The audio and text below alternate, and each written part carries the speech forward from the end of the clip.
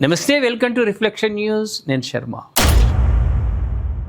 ప్రేక్షకులారా, బహుశా ఆంధ్రప్రదేశ్ ముఖ్యమంత్రి చంద్రబాబు నాయుడు నక్క తోకను దొక్కిండు. ఎందుకంటారా? అది చూసి దొక్కిండో చూడక దొక్కిండో కానీ నక్క తోకైతే దొక్కిండు.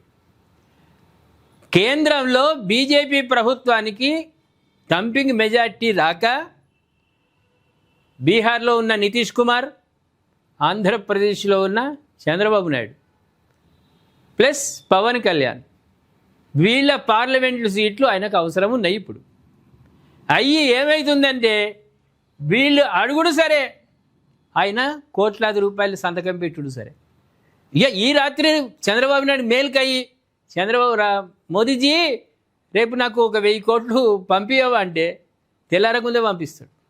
ఎందుకంటే వీళ్ళ చేతిలో మోదీజీ ఉన్నాడు, వాళ్ళ ప్రభుత్వం ఉన్నది. తప్పదు మరి, పాపం అట్లా ఉంటుంది. ఇప్పుడు ఏమైంది? ఏపీలో ప్రధాని పర్యటన 17,900 కోట్ల అభివృద్ధి ప్రాజెక్టులు జాతికి అంకితం. అది చంద్రబాబు నాయుడుకి అంకితం. ఆయన క్రెడిట్లో పడతాయి ఇవన్నీ. రేపు మళ్ళీ ఎలక్షన్లల్లా చెప్తాడు ఆయన, నరేంద్ర మోడీ గిన్ని పంపించి ఆ లెక్కలే ఉండే, నేను డెవలప్ చేసిన అని చెప్పుకుంటాడు. ప్రధానమంత్రి నరేంద్ర మోదీ భోగాపురం పర్యటనపై పిఎంఓ అధికార ప్రకటన విడుదల చేసింది. ఆగస్టు 1న ఏపీ, కర్ణాటకలో మోదీ పర్యటిస్తారని తెలిపింది. విజయనగరం జిల్లా భోగాపురంలో 17,900 కోట్లకు పైగా విలువైన అభివృద్ధి ప్రాజెక్టులకు శంకుస్థాపన, ప్రారంభోత్సవాలు చేస్తారని పేర్కొంది. 5,640 కోట్ల వ్యయంతో నిర్మించిన భోగాపురం అల్లూరి సీతారామరాజు అంతర్జాతీయ గ్రీన్ఫీల్డ్ విమానాశ్రయం ప్రారంభమవుతుంది. 460 కోట్లతో విశాఖపట్నంలో ఏర్పాటు చేయనున్న ఆంధ్రప్రదేశ్ తొలి సెమీ కండక్టర్ తయారీ కేంద్రానికి శంకుస్థాపన. ఇలా చెప్పుకుంటూ పోతే ప్రేక్షకులారా, మన వార్తా టైం అంతా పోతుంది. మొత్తానికి మాత్రం విశాఖ హైదరాబాద్ ప్రయాణ సమయం తగ్గడంతో ఇక్కడ ఒక్కటి చెప్తాం ప్రేక్షకులారా.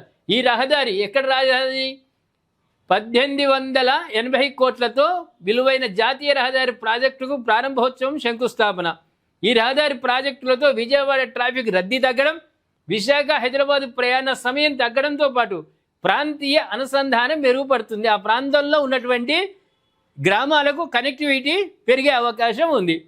అదేవిధంగా మైసూర్లో స్వామి వివేకానంద సాంస్కృతిక యువ కేంద్రంను ప్రధాని ప్రారంభించి సభను ఉద్దేశించి ప్రసంగించనున్నారు. ఏదేమైనా ఇక్కడ కాంగ్రెస్ దాపురించింది. ఇక్కడ బీజేపీ వస్తే తెలంగాణ కూడా డెవలప్ అయ్యేది.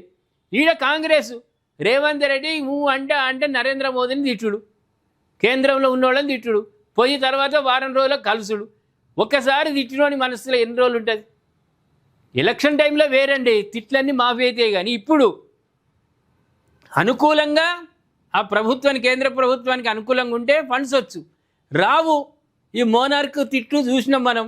అందుకే తెలంగాణలో బీజేపీ రావాలి, అప్పుడే డెవలప్ అవుతుంది తెలంగాణ. ఇప్పుడు ఆంధ్రప్రదేశ్ లేకుంటే కీలుబొమ్మలాగా మనం ఎంపీ సీట్లు బాగా సంపాదించుకొని ఇక్కడ ప్రభుత్వం ఏర్పాటు చేసి అక్కడ మైనస్ అయితే, అక్కడ మైనారిటీ అయితే ఉపయోగం.